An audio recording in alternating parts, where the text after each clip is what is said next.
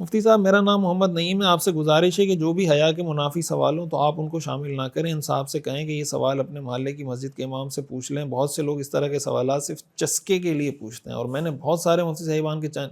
صاحبان کے چینل دیکھتا ہوں اور وہ اس طرح کے ٹاپک صرف اور صرف اپنے ویو بڑھانے یا ویڈیو وائرل کرنے کے لیے شامل کرتے ہیں۔ اس وجہ سے بہت سے لوگ آپ کا چینل دوسروں کو ریکمینڈ نہیں کرتے۔ جو لوگ بھی حیا کے خلاف مسئلہ پوچھیں اسے کہیں کہ اپنے محلے کے امام سے پوچھ لیں۔ بہت ساری خواتین بھی آپ کے چینل دیکھتی ہوں گی، ان کو بھی اس طرح کی باتیں ناگوار گزرتی ہوں گی۔ آپ کی بات بالکل ٹھیک ہے، میں اس پہ پہلے بھی بات کر چکا ہوں، یہ ہمارے لیے بھی ایک بہت بڑا مسئلہ ہے۔ لیکن اور واقعتاً جو آپ نے کہا ہے بہت اچھا مشورہ دیا ہے کہ بھئی ایسے لوگوں کو اپنی مسجد کے امام صاحب سے جا کے پوچھ لینا چاہیے، لیکن بعض اوقات لوگوں کو یہ مسئلہ بھی ہوتا ہے کہ جب اس طرح حیا کے منافی سوال ہوتے ہیں وہ براہ راست کسی سے پوچھ نہیں سکتے، اور اگر امام صاحب سے نہیں پوچھیں، یہاں بھی نہ پوچھیں، تو پھر اس بات کا خطرہ ہے کہ وہ کسی سے پوچھیں گی نہیں، ایسے لا علمی اور جہالت میں رہیں گے۔ یہ بھی ایک بہت بڑا مسئلہ ہے۔ تو اس وجہ سے بہتر تو یہی جو آپ نے مشورہ دیا ہے محمد نعیم صاحب، اگر کوئی اس پہ عمل کرتا ہے سبحان اللہ اپنے مسجد کے امام صاحب سے پوچھ لیں، لیکن اگر کوئی نہیں پوچھتا تو میرے خیال سے ان کو اس پہ پابند نہیں کرنا چاہیے کہ بھئی آپ کمنٹ میں ہم سے نہ پوچھیں۔ اب اگر وہ پوچھ رہے ہیں تو آپ اگر ہمیں یہ طعنہ دیں گے کہ آپ یہ حیا کے خلاف سوالوں کے جواب اس لیے دیتے ہیں کہ ویو بڑھانے کا چکر ہے، تو یہ جو اتنے اور بہت سارے سوالات کے جوابات دے رہے ہوتے ہیں جو شرعی مسائل ہیں، شرعی مسائل میں ایک بات یہ عرض کر دوں کہ دیکھیں حیا کے منافی بھی سوال ہو تو مسئلہ بطور مسئلہ معلوم تو ہونا چاہیے۔ کوئی ایسا مسئلہ، ایک تو یہ نا کہ کسی کا بہت ہی کوئی اسپیسیفک ایسا مسئلہ ہے جو 10,000 لوگوں میں کسی ایک بندے کے ساتھ پیش آتا ہے یا لاکھ میں سے کسی ایک کے ساتھ پیش آتا ہے، لیکن اگر ایک کامن ایسا مسئلہ ہے جو نوجوانوں کا مسئلہ ہے، نوجوان لڑکوں کا یا نوجوان لڑکیوں کا، تو اس کو بطور مسئلہ میرے خیال سے ایک اس طور پر کہ بھئی ایک علم کی چیز ہے، ایک علمی مسئلہ ہے، ایک فقہی مسئلہ ہے، تو وہ پوچھنے میں بھی حرج نہیں ہے اور اس کے سننے میں بھی حرج نہیں ہے۔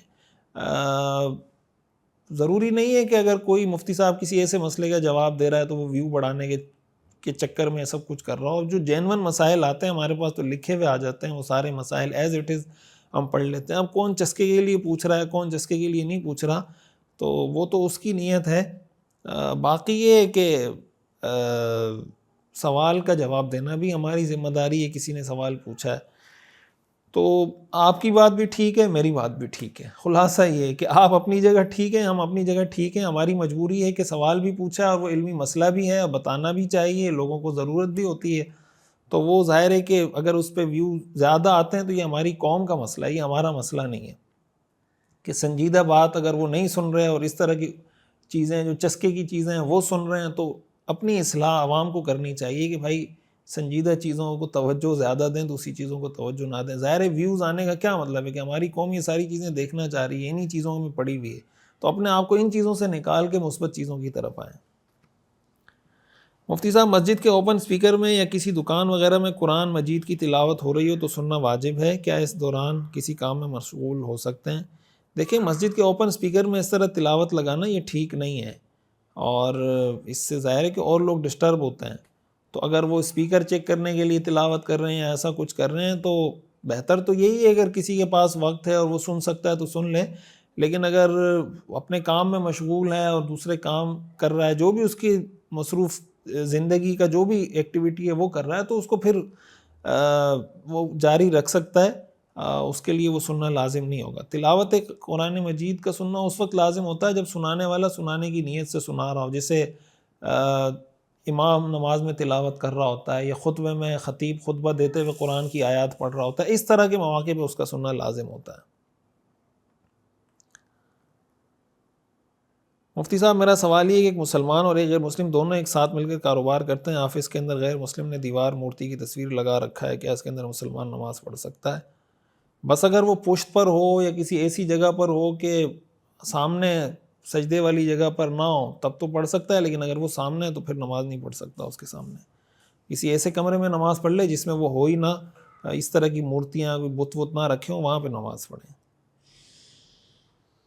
مفتی صاحب السلام علیکم، کیا سخت سردی کی وجہ سے موزوں کے نیچے جرابیں 2 یا 3 جوڑے پہن سکتے ہیں؟ سوال نمبر 2، کیا آج کل جو نئے موزے جن کے اندر فوم یا روئی لگی ہوتی ہے وہ پہن کر مسح کیا جا سکتا ہے؟ رشید احمد مانسہرہ سے۔ دیکھیں اگر موزے کے نیچے جرابیں 2-3 جوڑے پہنتے ہیں تو اگر آپ نے کپڑے والے موزے پہنے ہیں اس کے اوپر آپ جراب پہن رہے ہیں، اور جو کپڑے والے موزے پہنے آپ نے وہ بھی وضو کی حالت میں پہنے، اور پھر جب اس پر آپ نے جرابے چمڑے کے یا جو بھی پہنے وہ بھی وضو کی حالت میں پہنے ہیں دونوں، تب تو ٹھیک ہے، اس پہ آپ مسح کر سکتے ہیں۔ لیکن اگر آپ نے کپڑے کے موزے پہلے پہن لیے، پھر آپ کا وضو ٹوٹ گیا، اب اس کے بعد اگر آپ وہ چمڑے والے موزے اس کے اوپر چڑھا رہے ہیں تو پھر آپ کے ظاہر ہے کہ اس طریقے سے یہ کرنا ٹھیک نہیں ہوگا۔ اور جو عام نائلون کے یا کپڑے کے جو موزے آ رہے ہوتے ہیں اس پہ مسح کرنا ٹھیک نہیں ہے، اس پہ مسح کریں گے تو آپ کا وضو بھی نہیں ہوگا، نماز بھی نہیں ہوگی۔